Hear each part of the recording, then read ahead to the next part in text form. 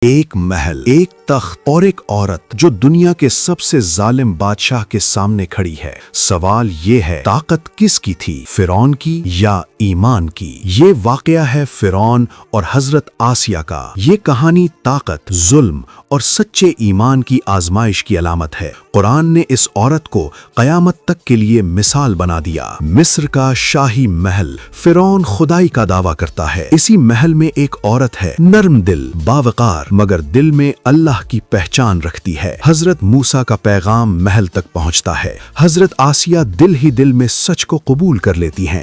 ایمان چھپا ہے مگر مضبوط ہے۔ فرعون کو خبر ملتی ہے، غصہ، غرور اور دھمکیاں۔ حضرت آسیہ کو ایمان چھوڑنے کا حکم دیا جاتا ہے۔ تشدد شروع ہوتا ہے، زمین پر لٹایا جاتا ہے، مگر زبان پر صرف ایک دعا ہے۔ حضرت آسیہ کہتی ہیں، اے میرے رب، میرے لیے جنت میں اپنے پاس ایک گھر بنا دے۔ اسی لمحے آسمان ان کے لیے کھول دیا جاتا ہے۔ یہ کہانی سکھاتی ہے کہ ایمان طاقت سے بڑا ہوتا ہے۔ آج بھی حق پر ڈٹ جانا نجات کا راستہ ہے۔